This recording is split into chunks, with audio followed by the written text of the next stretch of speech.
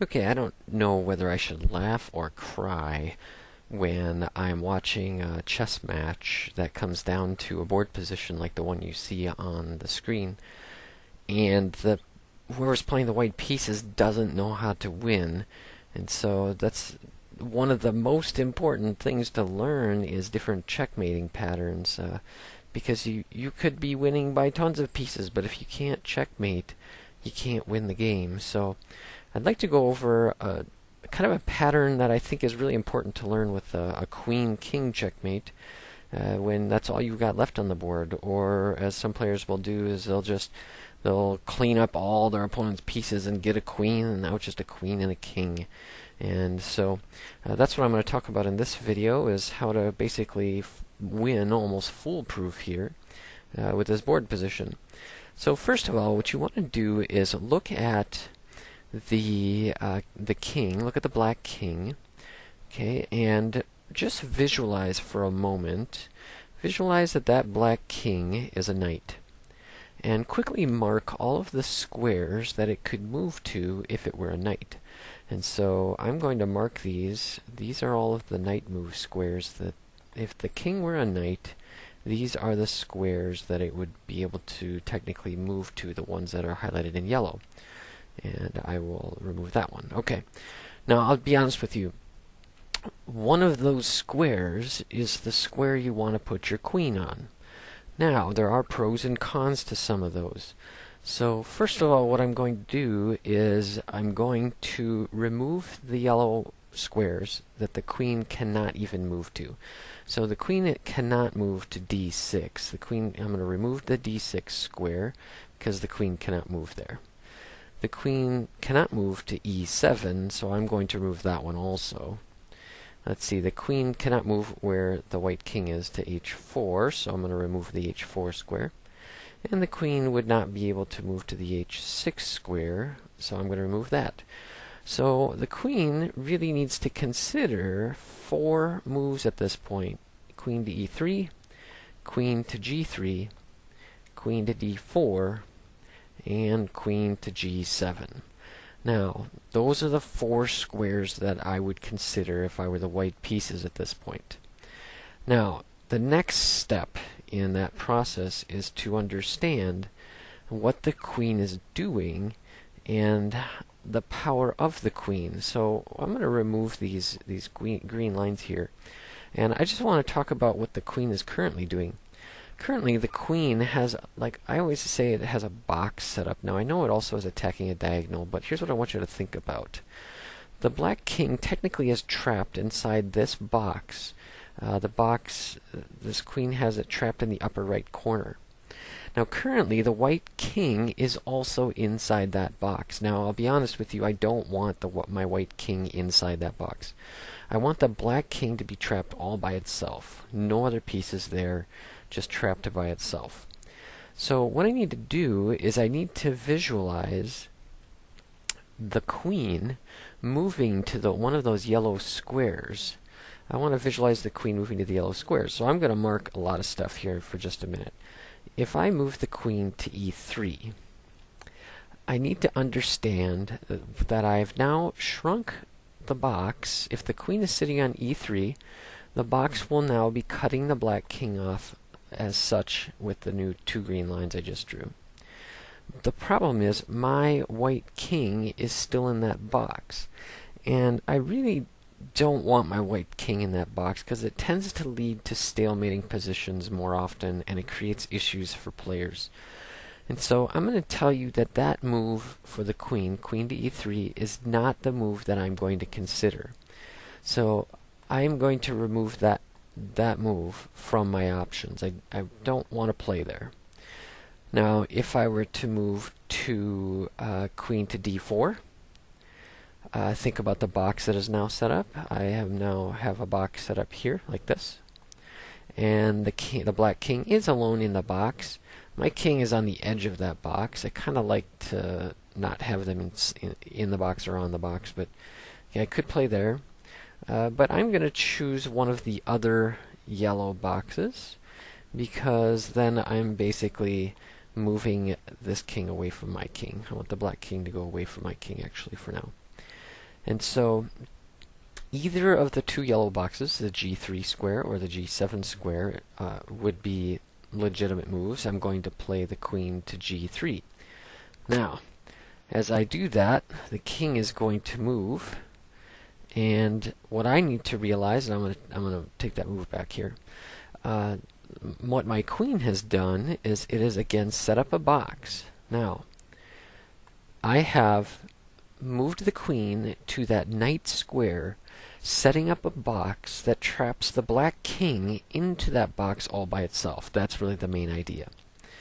Now, once I do that, I need to basically just use my queen to copy whatever the black king does. So if the black king indeed plays on the screen up and to the left, then I am going to move my queen exactly the same, up and to the left. Now, realizing what has happened is I am maintaining a box, and I'm maintaining a box that is acting like a knight check, if you will.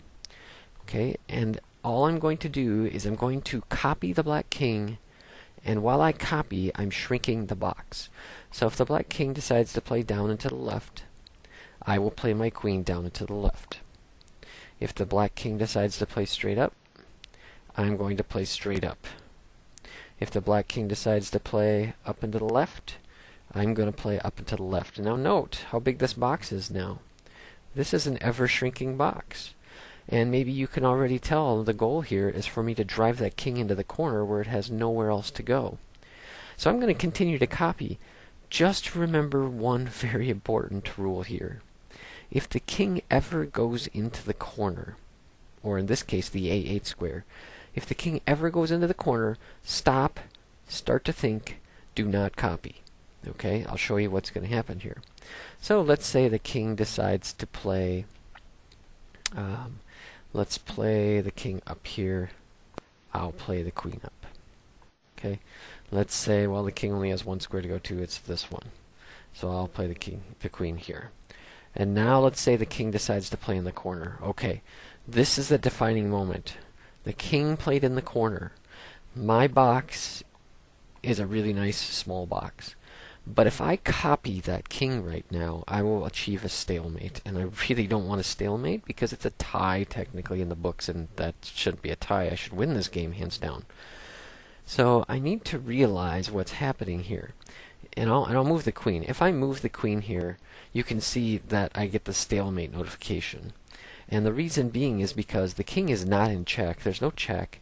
And the king cannot go anywhere. The king has no escape square. It can't move. Black can't move a single piece on the board. And therefore that's called a stalemate. They're not under attack, and they are not in check, and they can't move. It's called a tie. I'm sorry, but white, it's a tie. And that's really frustrating. So the moment they go into the corner, we need to understand that we have to give them an escape square. So we need to break the trend of copying their every move. So in this case, I don't want to copy their move. I want to allow the king one escape square. And the best way to do that in this case is to slide my queen over one, like this, noting what happens when I do that. Okay, the queen, or the little box I've created, note, and by the way, the queen is guarding that square, the A6 square. And so now all the king can do is move to A7, and then move back to A8, and move to A7, and then move back to A8. And that's really all it can do. And that's what I want. I just want the king to sit there and move back and forth, back and forth. And while they do that, I'm simply now finally going to bring my king over. My king was just waiting so patiently over there. And while the black king dances back and forth on two different squares, because that's all I've left them the option of, I'm going to march my king over. And when I get there, finally, the king is going to be into a position here. Please note, make sure you know, the king is in position so that my queen can checkmate because it will be defended by the king. So I'm going to play queen checkmate, just like that. Alright, so note the patterns here, and I'm going to play all these moves back real quick. The pattern, once again, was to find the knight square. These yellow squares. The squares that would be kind of checking the king if it were a knight. That idea. Okay, but choose a square so that you're keeping your king out of the box. You don't want your king to interfere with this chasing the black king into the corner. And as they move, you just copy. Do exactly what they do. Copy, copy, copy. Okay? Copy. Now, I'm going to change this. I'm not going to move to the corner this time. Let's just say they play up. Okay, they did not play into the corner, so I'm going to copy. Alright? And now they only have one legal move, which is here. And I'm going to copy. But now they're going to move into the corner. Don't touch your queen. Don't move the queen. Remember, they moved to the corner. Now it's time to verify. Do we have the correct box set up? The answer is yes, because all the king can do is move back and forth between these two squares. And once that happens, once again, all we do is continue to move our king over as the black king is stuck on two squares. Okay, and I'll just checkmate. I'll get my king to a different square in this one, but that's all we do. And the second that our king is in defending position of our queen, we can checkmate, because it's defended by the king. So learn the pattern. Number 1, find the knight squares. Number 2, find the knight squares that put the opponent's king in a box, keep your king out of the box. And then simply copy. Copy it until it hits the corner. Once it hits the corner, make sure you set up a position where it just has two squares to move to, back and forth. And once you have that set up, bring your king on over, and the checkmate is there. With just these pieces on the board, you cannot go wrong with that logic. Practice. Set up a board. Put a king and a queen on the board, and make sure that you don't make a mistake. Don't make stalemate. When they move to the corner, don't move your queen. Practice those moves. They'll help you in future games, and they'll help you win more games as you find yourself in these positions.